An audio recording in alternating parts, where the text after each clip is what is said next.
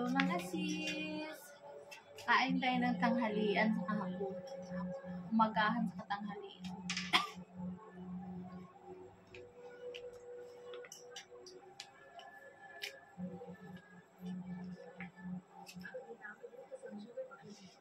Pakistan time is 1:30 ang hapon.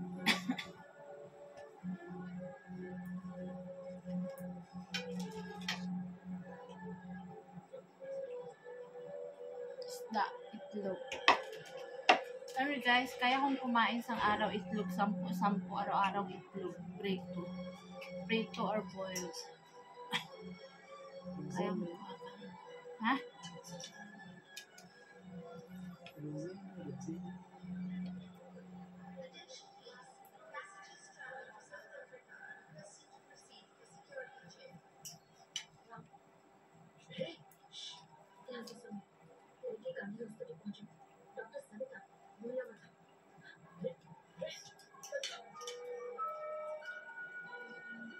Pero hindi naman mataas yung cholesterol ko, normal pa naman.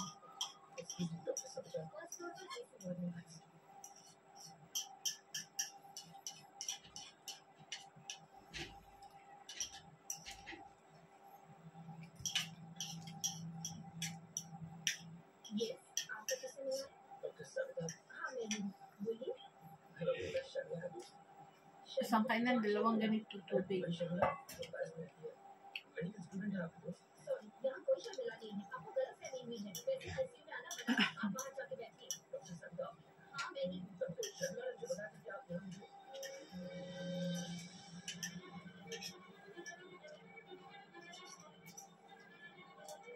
Sabi.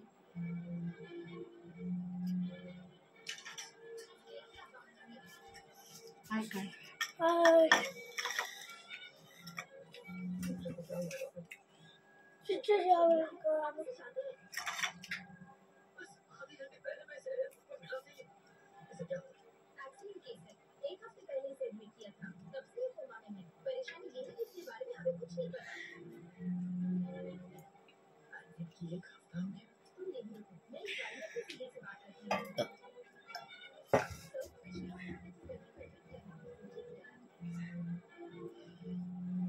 Nahulog ko rin, no?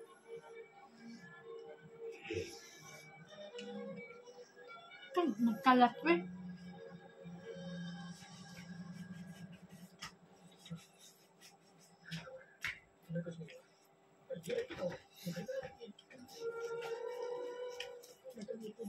Video. Gawin. Bilang.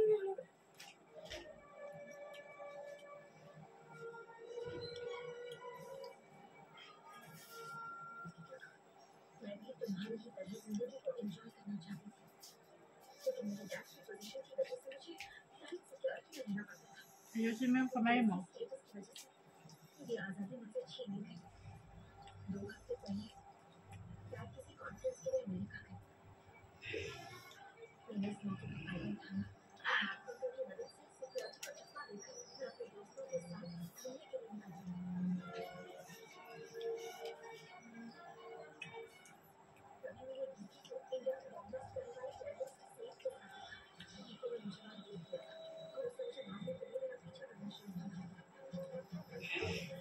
Nag-video ako, huwag kang tumalikod. Kita yung ulo mo, oh. Bagol-bagol. Pangit ng gupit mo.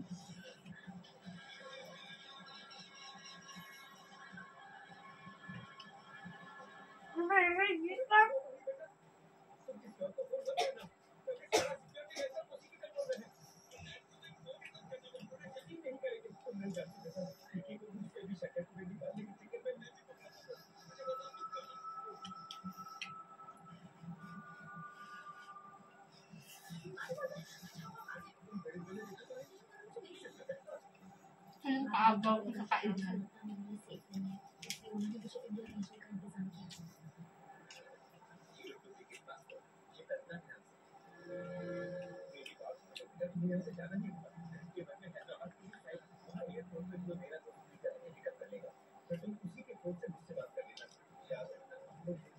Harap doon, ma. Kaya ka, Lola. Nag-video ako. Sino kaya kay mama? Sasabi ako. Harap yan.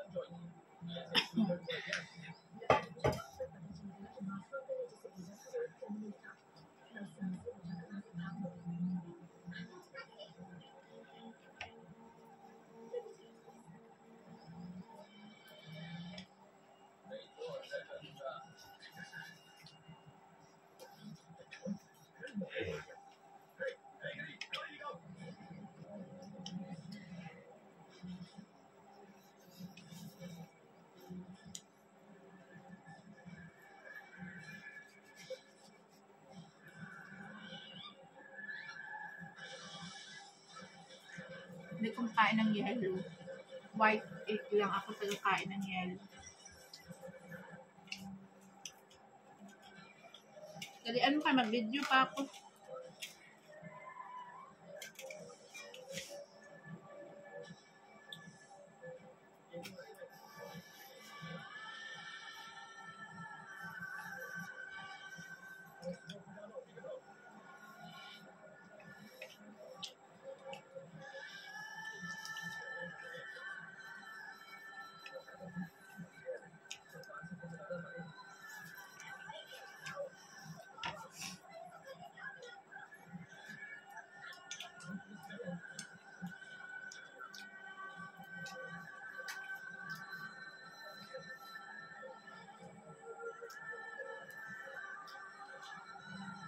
So, naghihintay pala sa pag-birthday celebration ni Myra. Wait lang po kayo sa kanyang unboxing ng new cellphone.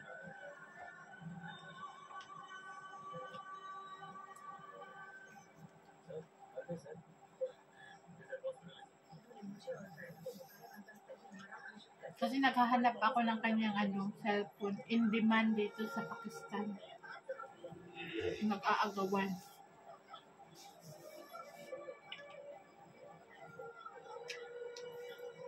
Makita yun sa kanyang unboxing. G? Sure.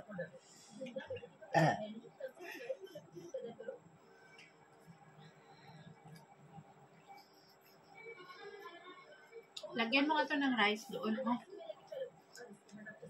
Parang inubos mo na. Wait nyo ang unboxing ng cellphone ni Myra, guys.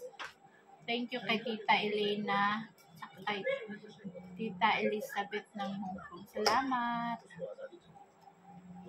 From Tita Elena, thank you so much.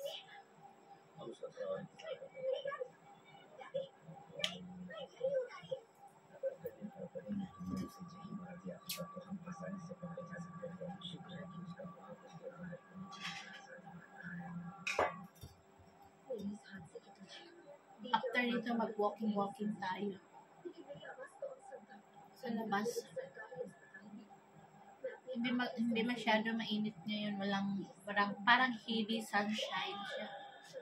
Walang araw. Pero hindi uulan. Cloudy lang. Cloudy.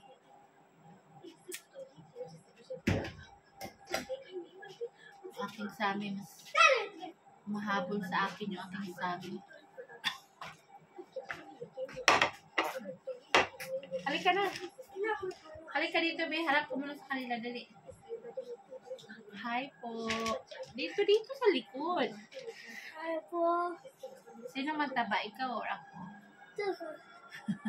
Ako na. Ikaw. Lahat ng uniform mo ang taga-uwi mo. Sira, bidlak dito. Dito sa baba. Anong tawag dun? Uniform mo laging sira. Katatapos ko lang mag-high sa uniform.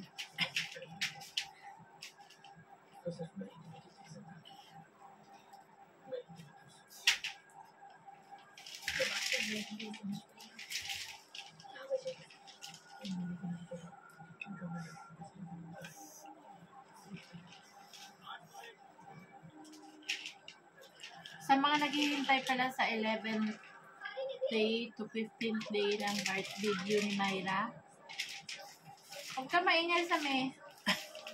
Hindi na yun maano kasi ngayon naka-unfocus fasting sila.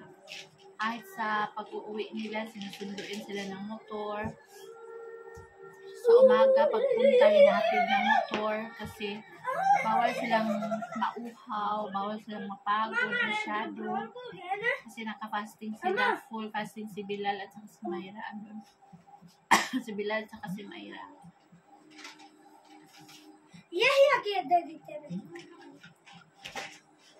Silang dalawa ang sa amin, kaya ang katawan ngayon ni Myra mas mataba pa sa amin, mas malaman pa sa amin kay ni Myra.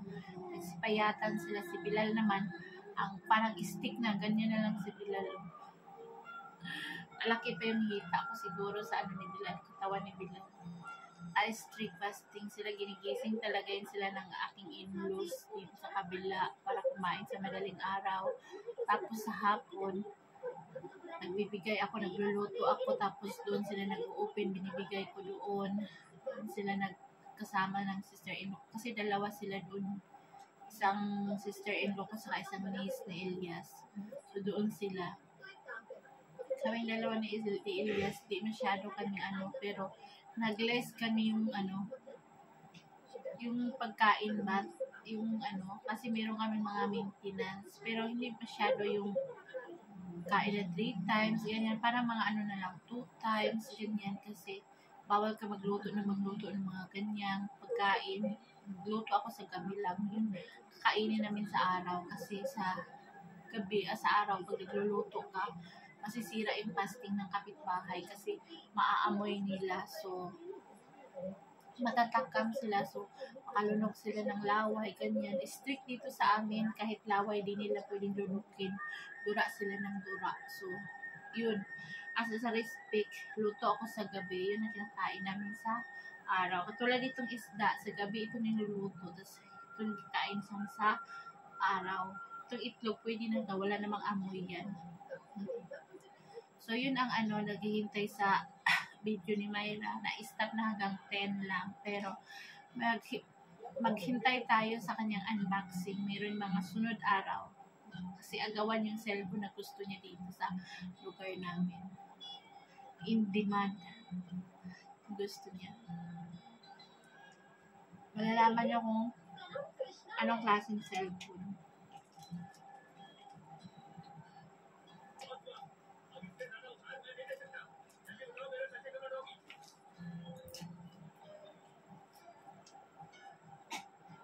Yung aking family, pag may kitsak talaga, dalawa kami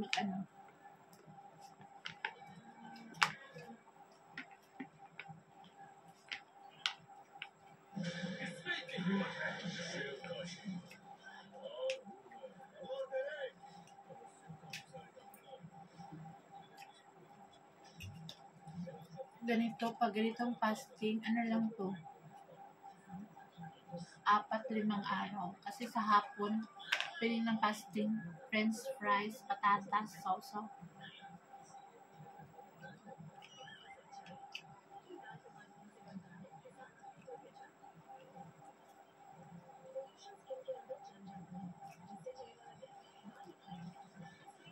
Brown rice ako mga sis kasi pag pumunta ako ng city, Islamabad, bumili talaga ako ng brown rice kasi mahal dito sa amin, nasa less than 2,000, pero sa Islamabad nasa lang 600 plus.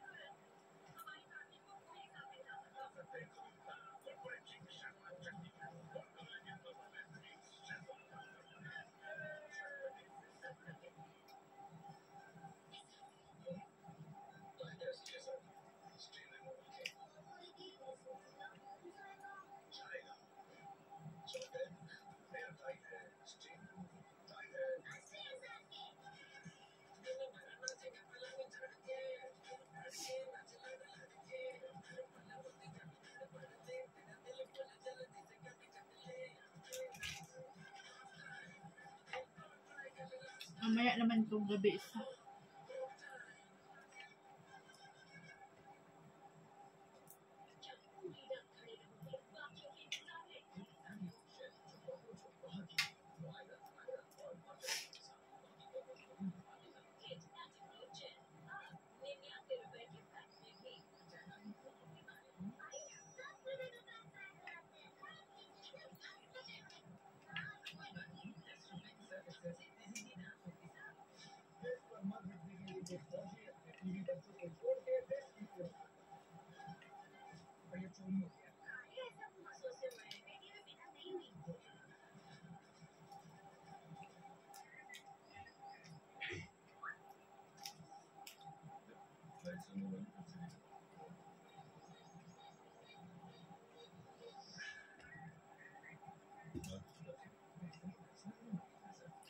Ang mga kababaihan dito,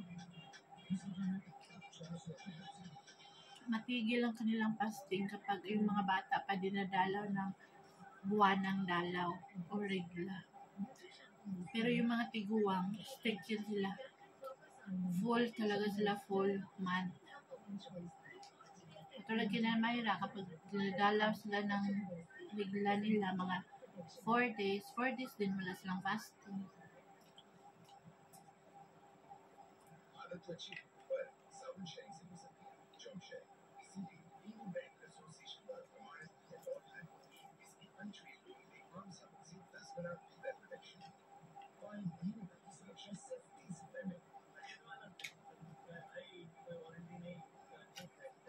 Tapos yung mga buntis, hindi nagpa-fasting din. Yung mga nagpasuso, hindi.